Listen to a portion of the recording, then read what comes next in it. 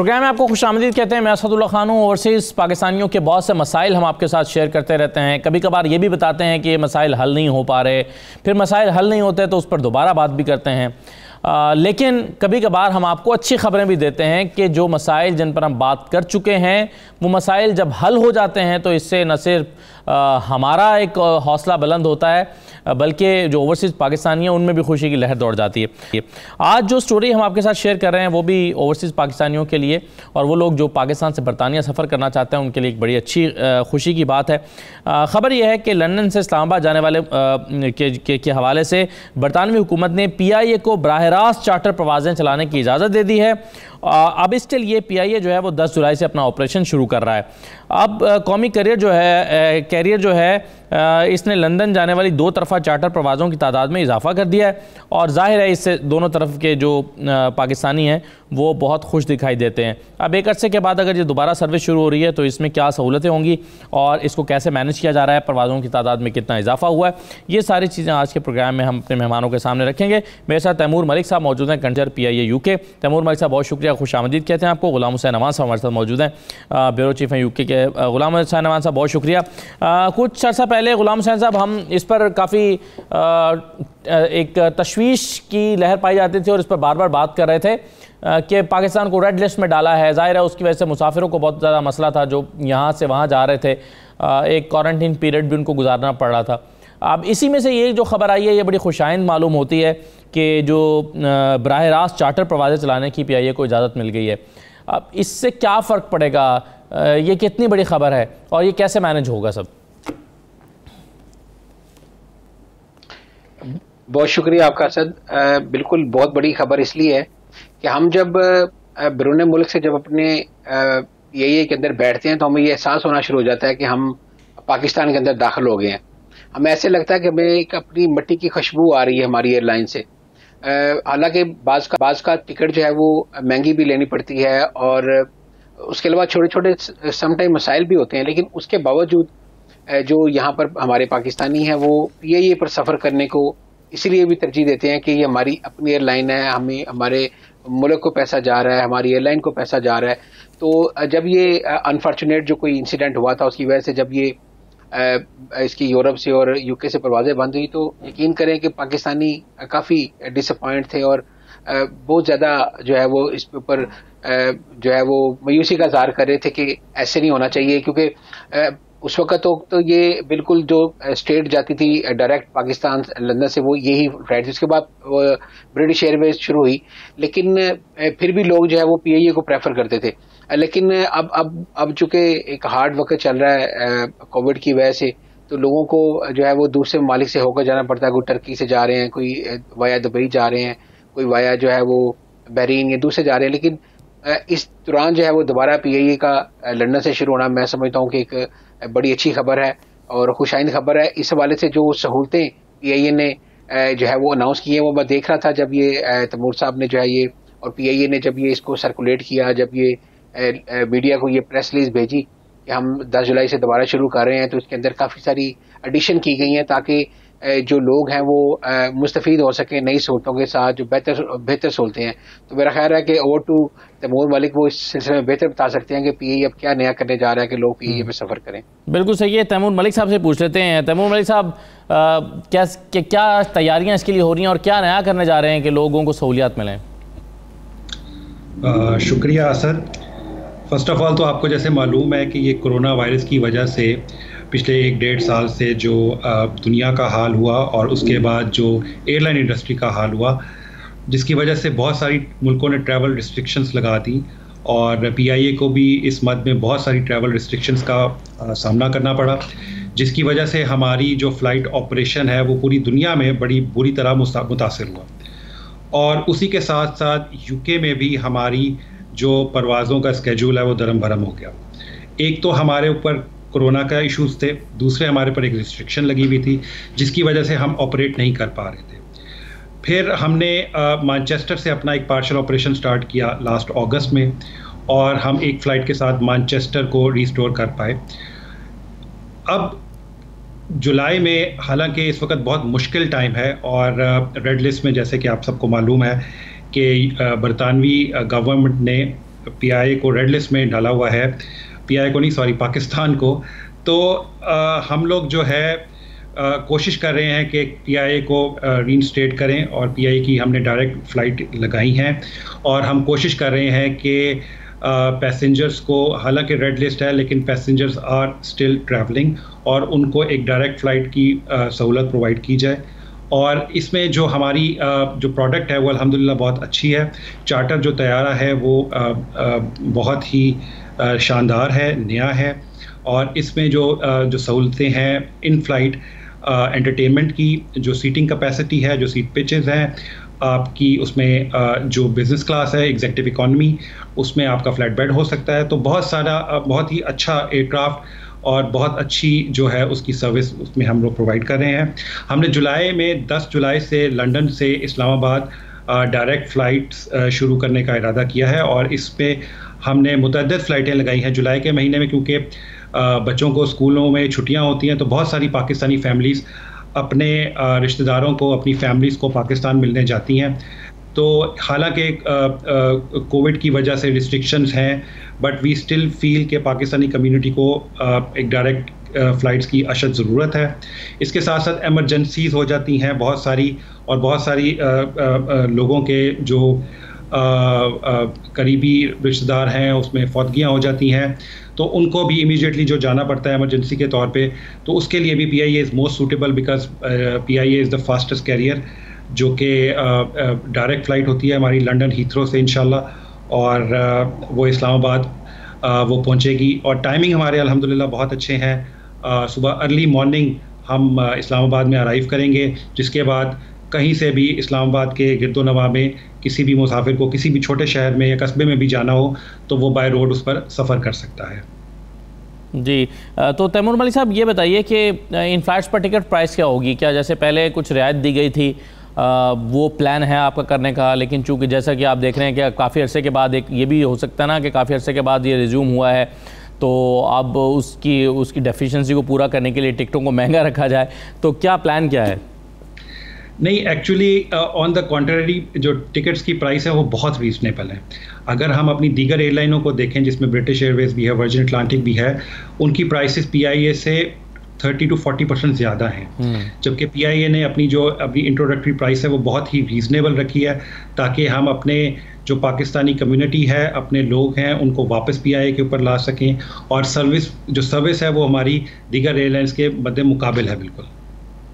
अच्छा, ये भी बता दीजिए कि बरतानिया के लिए मुकम्मल फ़्लाइट ऑपरेशन जो है उसकी बहाली कब तक मुतवक्के है मलिक साहब?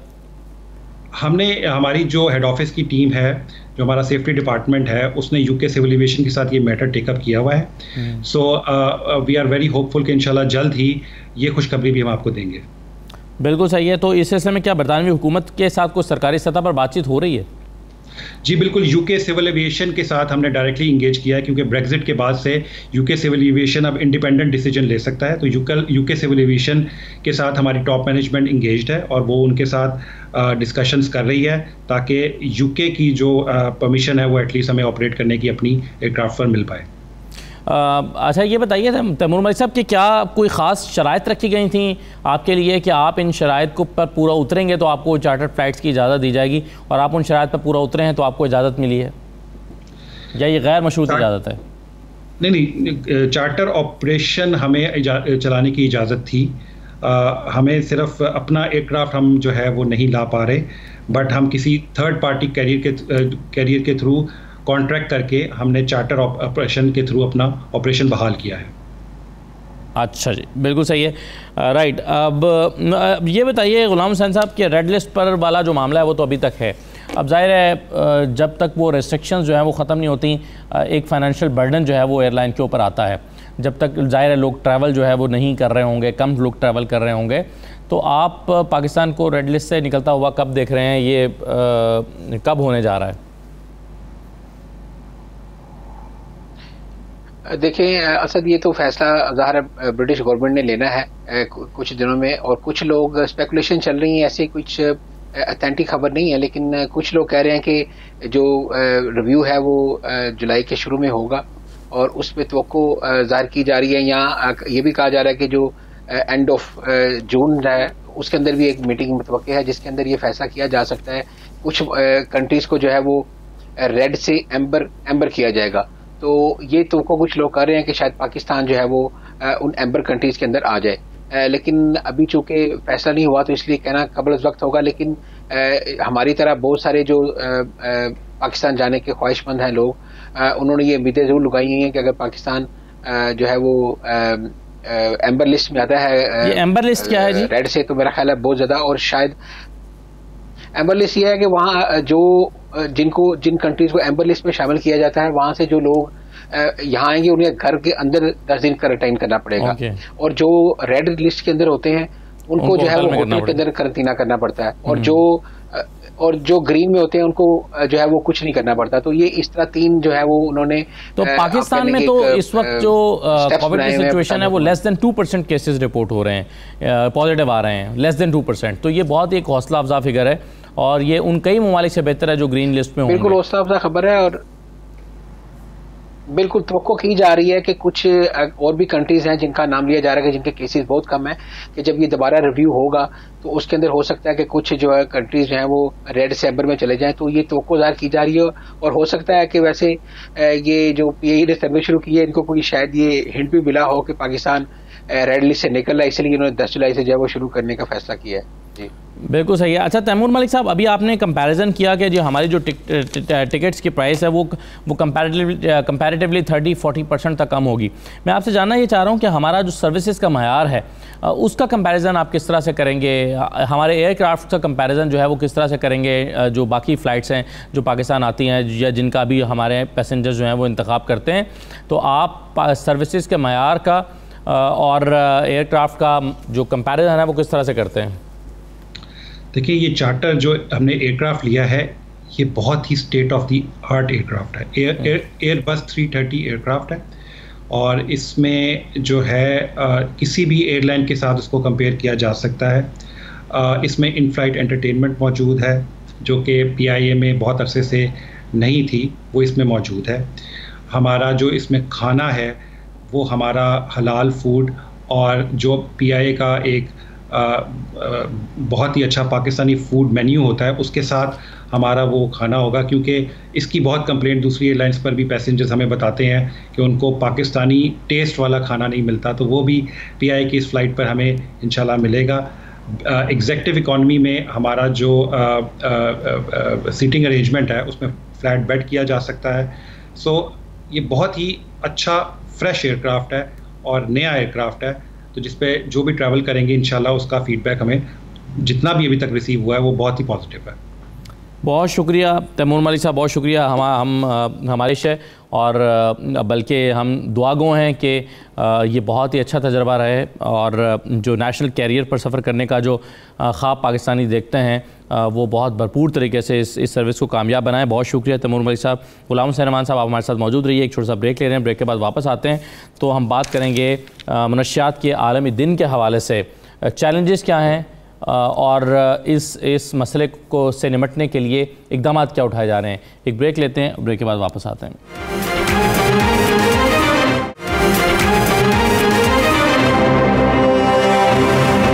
आपको प्रोग्राम के दूसरे हिस्से में खुशामदीद कहते हैं। मेरे साथ इस वक्त नीलम फवाद साहबा मौजूद हैं, समाजी रहनुमा हैं। मुझे ज़फ़रुल्लाह शाह साहब भी ज्वाइन करेंगे, मजहबी स्कॉलर हैं, और गुलाम हुसैन रहमान साहब तो मौजूद हैं ही। मैं तारुफ़ करा दूँ इस मौजू पर, इस हिस्से में हम किस मौजू पर बात कर रहे हैं। जैसे कि मैंने ब्रेक पर जाने से पहले कहा था कि 26 जून का दिन मनशियात के इस्तेमाल और इसके गैर कानूनी कारोबार के ख़िलाफ़ एक आलमी दिन के तौर पर मनाया जाता है और इस वक्त दुनिया भर में 15 से 64 साल की उम्र के 35 करोड़ लोग किसी न किसी नशे में मुब्तला हैं, जो बहुत ही तशवीशनाक बात है। दुनिया की तकरीबन 7 अरब आबादी में से 4.5 अरब अफराद की उम्र 15 से 64 साल के दरमियान है, जिनमें नशे के आदी अफराद की शरह 7% है और ये बड़ी एक अलार्मिंग सिचुएशन है।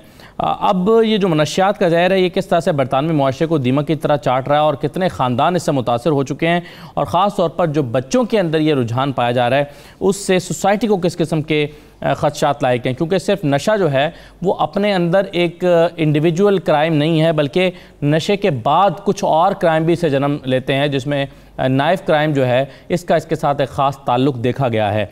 अब इस सिस्टम में इसको कैसे इसको कंट्रोल किया जा सकता है, इसमें हमारे उलमा कराम क्या किरदार अदा कर सकते हैं, वालिदैन का किरदार क्या हो सकता है, सोसाइटी का किरदार क्या हो सकता है, इन तमाम मौज़ूआत पर हम गुफ्तगू करेंगे। मेहमानों का तारुफ मैंने करवा दिया। मैं गुलाम हुसैन अमान साहब आपसे शुरू करना चाहूँगा। ये बताइए कि ये 26 जून का जो दिन है मुनशियात के इस्तेमाल और गैर कानूनी कारोबार के ख़िलाफ़, इसको आलमी दिन के तौर पर मनाया जाता है। आपके ख़्याल में ये बरतानिया में कितना बड़ा चैलेंज है मुनशियात का आदी होना, यानी अपनी तमाम तर कोशिशों के बावजूद भी अगर फिगर्स बढ़ रहे हैं तो इससे हुकूमत कितना परेशान है और क्या कर रही है? बहुत शुक्रिया असद आपका। बिल्कुल ठीक कहा आपने कि बरतानिया के अंदर जो है वो फिगर्स बढ़ रहे हैं। 2018 और 19 के अंदर ग्राफ थोड़ा सा नीचे गया था, लेकिन अब ग्राफ फिर ऊपर जा रहा है और कई इलाकों के अंदर 50 से 60% तक जो है वो ड्रग का इस्तेमाल जो है वो बढ़ गया। और ज़्यादातर इसमें परेशानी वाली बात यह है कि जो यंगस्टर हैं और अंडर एज बच्चे जो हैं वो इसके अंदर जो है वो इन्वॉल्व हो रहे हैं, जो कि ज़्यादा ख़तरनाक है।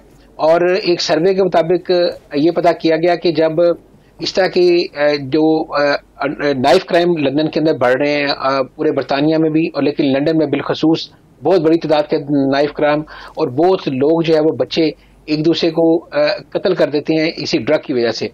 तो जिसकी वजह से जो है बरतानवी हुकूमत जो है वो बड़ा इसके ऊपर बड़ी स्टडी भी उन्होंने करवाई है 2-3 रिसर्च इंस्टीट्यूट से।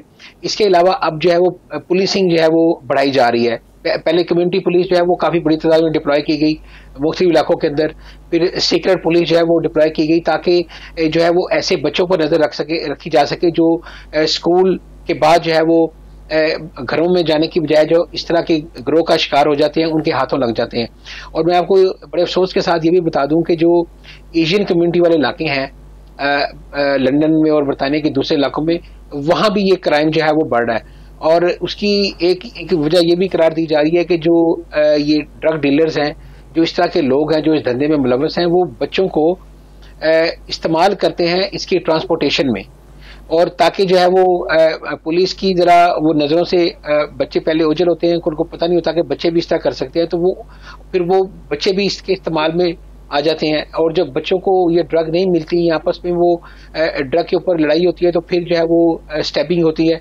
और लंदन के अंदर स्टैबिंग में मुसलसल इजाफा हो रहा है और पुलिस भी बड़ी परेशान है कि इलाकों के अंदर जो है वो गैंग्स बने हुए हैं, मुख्तलिफ पोस्ट कोड के ऊपर गैंग काम करते हैं। मुख्तलिफ इलाकों के अंदर पोस्ट कोड है, जी ये मेरा पोस्ट कोड है, यहाँ पर दूसरा बंदा आकर इस तरह का धंधा नहीं कर सकता, अगर वो करेगा तो उसको जो है वो इस तरह निपटा जाएगा। तो इस तरह यहाँ पर हालात इस तरह मैं कहूँगा ऑर्गेनाइज अंदाज में हो रहे हैं। और मैं ये कहता हूँ कि जो हमारी एशियन कम्युनिटी है बिलखसूस, इनको चाहिए कि ये बच्चों को एजुकेट करें और बच्चों पर नज़र रखें। जब बच्चे 12-13 साल से ऊपर एज में जाते हैं, जब वो अकेले स्कूल जाने के काबिल हो जाते हैं, तो मेरे ख्याल से उनके ऊपर नज़र रखनी चाहिए।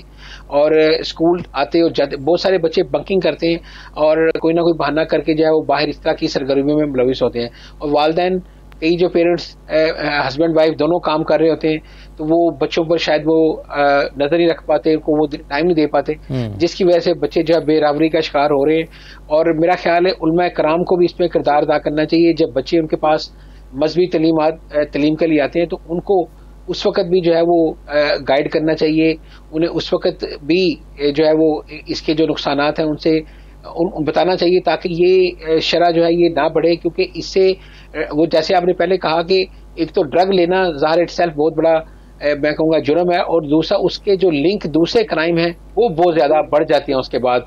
जब किसी को ड्रग नहीं मिलती और या किसी से पैसों का लेन देन होता है, तो फिर जो है बात कत्लो गारत तक जाती है। और जब किसी फैमिली के अंदर ऐसा इंसिडेंट हो जाए, तो आप ये समझ लें कि सारी फैमिली ही फिर उसमें जो उसको सफ़र करती है और सब उसके से जो है वो उनको सबको नुकसान होता है। तो इसलिए वालिदैन को इस नुकसान को रोकने के लिए, इसको बचाने के लिए बच्चों पर नज़र रखनी चाहिए और बच्चों को टाइम टू टाइम एजुकेट करना चाहिए कि वो ऐसे लोगों से और ऐसे बच्चों से भी दूर रहे जो सरगर्मियों में मुलविस हैं।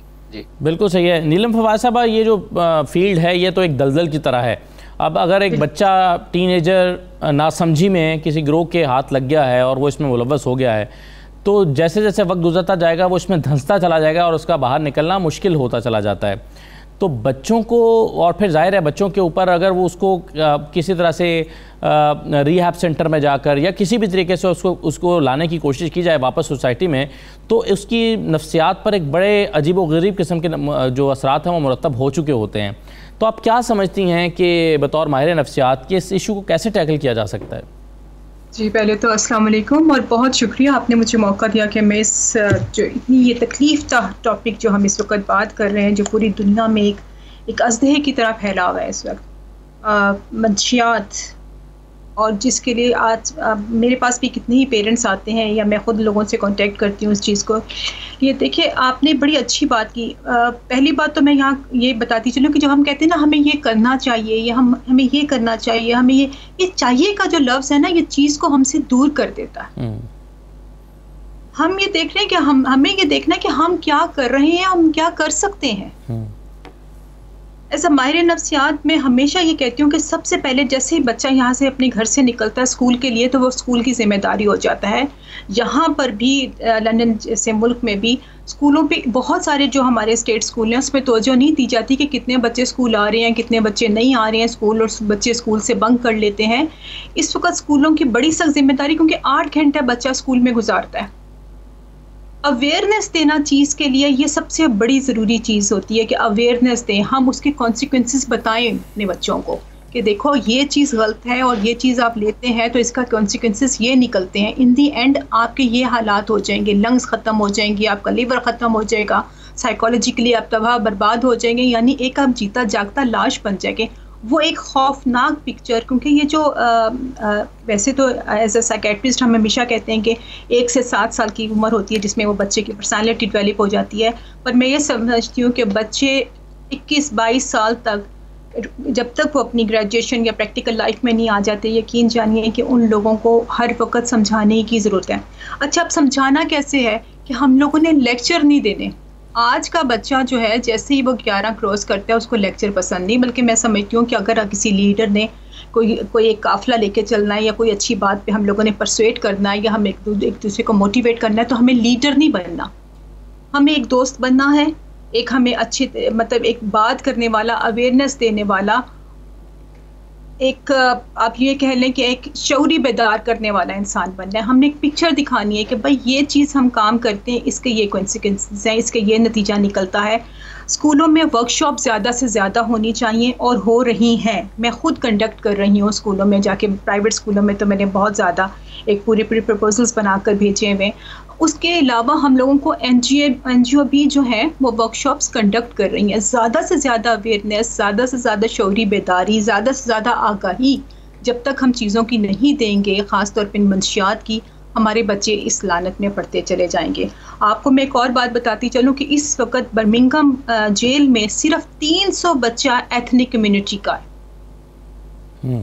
एथनिक कम्युनिटी का 300 बच्चा है, और जिसमें से आधे से ज़्यादा ड्रग्स डीलिंग करते हुए पकड़े गए हैं, चोरियां करते हुए पकड़े गए हैं। आप मुझे बताइए कि एक छोटा बच्चा चोरी क्यों करेगा? जाहिर बात है उसकी एक्सेसिव उसकी रिक्वायरमेंट है, डिमांड है खर्चे की, तो तभी वो चोरी। अब ये एक्सेसिव डिमांड वो कहाँ पूरी करेगा? या वो डिज़ाइनर अपने जूतों में या कपड़ों में, जो एक और एक लानत है, एक और एडिक्शन है, या फिर वो ये मंशियात पे। अब मंशियात पे जब वो आ जाती बात, तो पेरेंट्स को तो पता ही नहीं लगता। मैं आपको बता रही हूँ, मेरे पास मुझसे किसी ने कांटेक्ट किया, मैं उनकी काउंसलिंग, मदर की काउंसलिंग कर रही थी, बच्चे की काउंसलिंग नहीं कर रही थी, क्योंकि मदर की जो सिचुएशन थी, जो माइंड स्टेट था उसका अपने बच्चे की वजह से, कि वो इतनी मजबूर हो गई थी, 2-3 दफ़ा रिहैबिलिटेशन में डाला उसने, वो बच्चा ठीक नहीं हुआ, तो माँ को मेंटल स्ट्रेस में इतनी आ गई कि माँ ने सुसाइड कमिट करने की कोशिश की। ओह अच्छा। पर अल्हम्दुलिल्लाह अल्लाह का लाख शुक्र है कि आज 3 साल के बाद उस बच्चे की कहीं एंगेजमेंट भी हो गई है, उस बच्चे की भी ड्रग्स छुट गई और माँ भी ठीक है। परवरदिगार का लाख शुक्र है जो अल्लाह ने एक कामयाबी अता की इस बात पे।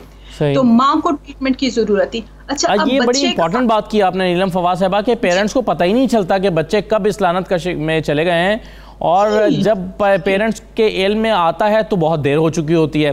अब इसका एक हल शायद ये है कि और बहुत सारे केसेस में जहां हम देखते हैं कि पेरेंट्स अपने बच्चों को टाइम दे रहे हैं, उनके साथ वक्त गुजारते हैं, उनको वक्त देते हैं, तो ऐसे केसेस में बहुत कम इम्कान होता है कि बच्चे जो हैं वो किसी गलत सोबत में जाकर बैठें इस उम्र में।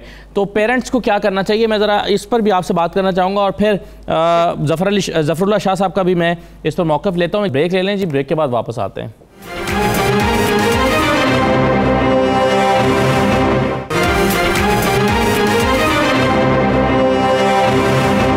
दोबारा आपको खुशामदीद कहते हैं। ज़फ़रुल्लाह शाह साहब, मुझे ये बताइए कि जो मुनशियात का इस्तेमाल है ये तो मेरे इल्म के मुताबिक किसी भी मज़हब में हराम है, कोई मज़हब इसकी इजाज़त नहीं देता, यानी किसी भी मज़हब में इसके इस्तेमाल की हर मज़हब में ममानियत है।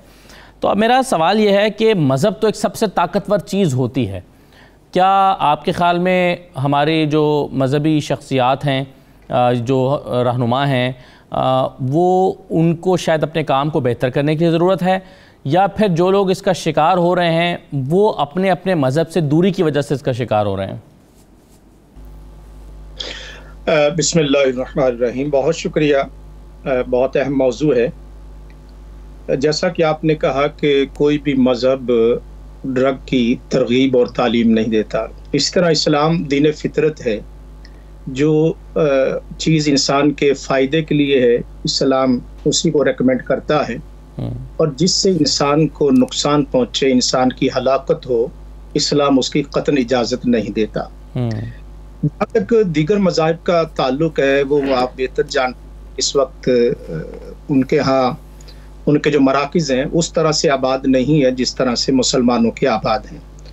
बरतानिया में जो अफराद पाकिस्तान से दीगर ममालिक से तशरीफ़ लाए यहाँ पर, उसमें मोस्टली जो थे वो रोज़गार के लिए यहाँ पर आए, टैक्सी ड्राइवर हुए। बल्कि बाज़ ऐसे भी होता है कि जब बाप घर में आता है तो बेटा सोया हुआ होता है, जब बेटा घर में आता है तो बाप सोया होता है। अभी जो हमारी बहन ने तवज्जो दिलाई है कि वालिदैन का बच्चों के साथ जो ताल्लुक है वो कमज़ोर है। अब जहाँ तक मजहबी तबके का आपने सवाल किया, तो खला तो हर जगह पर है, बेहतरी लाने के लिए तो हर किसी को कोशिश करनी चाहिए, हर डिपार्टमेंट को कोशिश करना चाहिए। लेकिन अल्हम्दुलिल्लाह बरतानिया में जो मसाजिद हैं यहाँ पे एजुकेशन का काम हो रहा है, सैटरडे संडे को क्लासेस होती हैं। अमूमन जो जुमे का मामला है, जुमे के दिन बच्चे मस्जिद में आ ही नहीं सकते मोस्टली, क्योंकि जुमे को जहाँ छुट्टी नहीं होती, तो बच्चे जो है वो जुमा फ्राइडे के मौका पर वो कोई लेक्चर नहीं सुन सकते, वो स्कूल में ही होते हैं। बाद जगह फैसिलिटीज़ हैं कि हमारे जो नौजवान हैं उन्होंने ख़ुद ही वहाँ स्कूल्स में, कॉलेजेस में एहतमाम किया हुआ है कि बच्चे को फ्राइडे प्रेयर के लिए वहाँ पे अकामोडेट किया जाए। तो जहाँ तक मजहबी तबका है, यकीनन मैं आपके साथ हूँ कि बेहतरी लाने की ज़रूरत है। लेकिन एज सच जो इस वक्त जो काम हो रहा है, जो बच्चे नमाज की तरफ आते हैं, मस्जिद में आते हैं, कुरान मजीद पढ़ते हैं, उनको नमाज की तरगीब दी जाती है, उनको लेक्चर्स दिए जाते हैं, शराब की हुर्मत है, ड्रग की हुर्मत है, ये हलाकत है। दुनिया में तो यानी जिस्मानी और फिज़िकली कमज़ोरी आएगी, लेकिन उसकी जो सज़ा है, पनिशमेंट है, दुनिया के बाद भी एक दुनिया है, तो ये सारे उनको बताए जाते हैं। लेकिन असल मसला इंसान का ये है कि इसकी ख्वाहिशात बहुत ज़्यादा है। कौन सी फैमिलीज इस ड्रग्स में मुब्तला हैं? एक तो वो फैमिलीज हैं जिनके यहाँ वालिदैन की ख्वाहिशात भी बहुत ज़्यादा है और उनको ख़बर भी है। ऐसे केसेस भी हैं कि खुद वालिदैन बच्चों को ड्रग्स में इन्वॉल्व करते हैं। क्यों? कोई फैमिली ड्रग्स इन्वॉल्व है और वो बच्चों को सेल के लिए एज ए सेल बॉय और सेल गर्ल के तौर पर सड़कों पर उनको खड़ा करते हैं। क्योंकि जो पुलिस है वो अंडर एज बच्चा है, उसको अरेस्ट करते हुए भी उसको थोड़ा सा मतलब ये हिचकिचाहट होती है।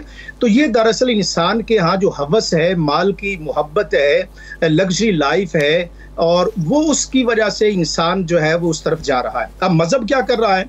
मज़हब इसको रोकता है, वो सादगी की तरगीब देता है, हराम खाने से मना करता है, हराम कमाने से मना करता है दीन इस्लाम।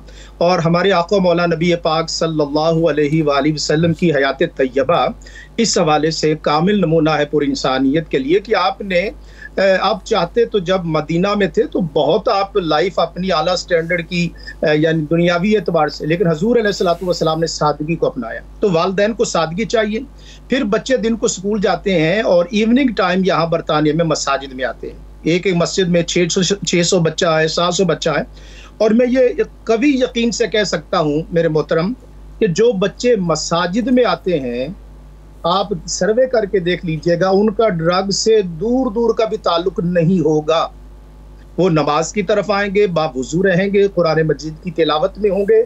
इवन ऐसे भी तबका है कि जब डॉक्टर जाते हैं, या क्वींस एलिजाबेथ हॉस्पिटल है या बर्मिंघम में, यहाँ पर एक डॉक्टर सर्जन है जो मसाजिद से पढ़े और एक पीर साहब के वो मुरीद है। अब वो जुमे की जमात और खुतबा क्वींस एलिजाबेथ हॉस्पिटल में वो करते हैं। तो कोशिश हो रही है, मेहनत है, लेकिन इसमें पुलिस का भी किरदार, जैसे अवान साहब को मैं सुन रहा था, पुलिस का किरदार यहाँ बरतानिया में मजीद मजबूत होने की जरूरत है।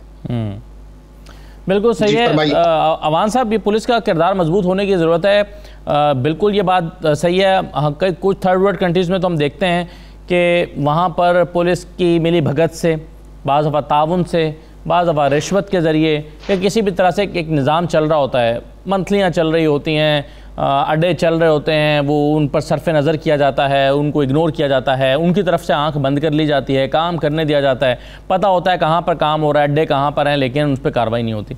लेकिन जो ममालिक ऐसे हैं जिन पर ज़िम्मेदारी है, जो ख़ुद को वो पूरी दुनिया को ड्राइव करने का ज़िम्मेदार समझते हैं, जिन्होंने ख़ुद को ज़िम्मेदारी रख रखी है कि हम इस पूरी दुनिया के मुहाफ़िज़ भी हम हैं, इस पे ट्रेंड्स भी हम देंगे, इस पे टेक्नोलॉजी भी हम देंगे, उन ममालिक में इस तरह की कमज़ोरियाँ अगर मौजूद होंगी तो ये तो जुर्म के मुतरादिफ़ है। अगर वाकई ऐसा है कि कमज़ोरी है, हो नहीं पा रहा, मैनेज नहीं किया पा रहा, आप ये देखिए ना कि सब कुछ करने के बावजूद, यानी इतनी ज़्यादा परेशानी दुनिया को इसकी लायक है ड्रग्स की, इसके बावजूद जो है वो ड्रग्स की दस्तयाबी कम नहीं होती।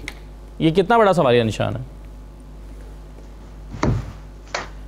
जी बिल्कुल असद सही कहा, बल्कि जिस तरह ये पहले मोहतरम ज़फ़रुल्लाह शाह साहब ने फरमाया कि यहाँ पे जो पुलिस है ना, उनका जो अंडर एज बच्चे हैं ना, उनके बारे में बहुत ज़्यादा सॉफ्ट कॉर्नर, उनको गिरफ्तार नहीं कर सकते, और जिसकी वजह से ये प्रॉब्लम बढ़ती है कि जो ड्रग डीलर्स हैं उन्हें पता है कि जब तक इसके अंदर कानून साजी नहीं होती, तो जब तक उनके पास ये लीवरेज है तो वो इसको खूब इस्तेमाल करते हैं।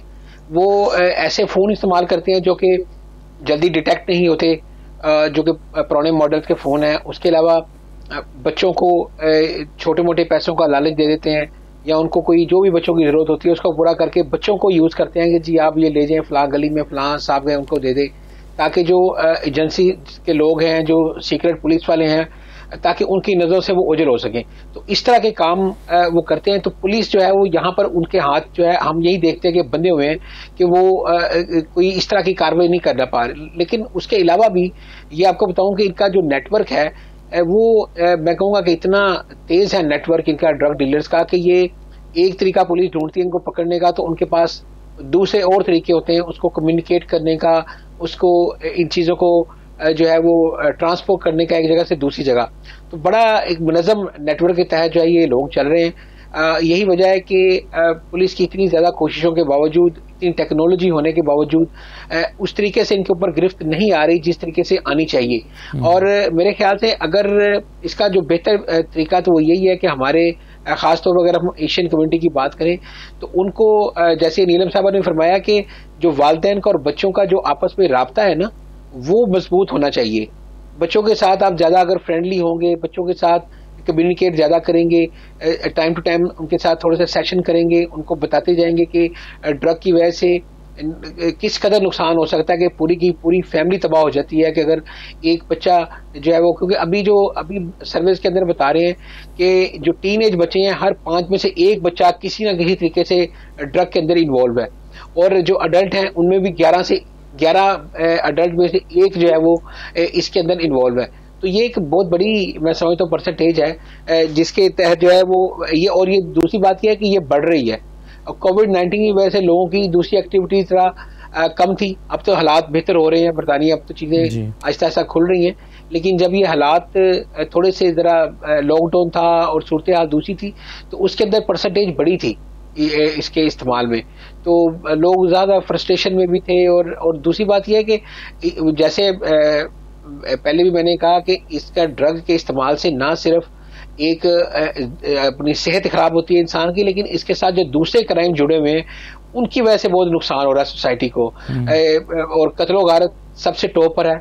अब बरतानिया के, लंदन के स्पेशली आप फिगर उठा के देख लें तो जो स्टैबिंग है वो बढ़ती जा रही है, और पुलिस जो है वो ये कह रही है, उधर ये पेश कर रही है कि हमारे पास पुलिस कम है, हमें पुलिस की तादाद बढ़ाने की ज़रूरत है। मेयर ऑफ लंदन कई मरतबा कह चुके हैं, हमारी कम्युनिटी के लीडरान जो है वो कई मरतबा मेयर ऑफ लंदन को ये यादाश्त पेश कर चुके हैं, उनको ये बावर करा चुके हैं कि इसको रोकना चाहिए, हमें कोई ना कोई मेजर्स लेने चाहिए ताकि जो बच्चों के अंदर कम से कम जो अंडर एज बच्चे हैं वो इस लानत से जो है वो दूर रहें। और मेरे ख्याल से उलमा कराम के साथ साथ वालिदैन जो है वो बहुत अहम रोल अदा कर सकते हैं बच्चों को एजुकेट करने में। बिल्कुल बुनियादी जिम्मेदारी तो वालिदैन की और फिर स्कूल की है। बिल्कुल सही कहा। ब्रेक ले लेते हैं जी, ब्रेक के बाद फिर डिस्कशन को कंक्लूड करते हैं और देखते हैं कि रास्ते क्या क्या हैं सोसाइटी के पास। एक ब्रेक के बाद वापस आते हैं।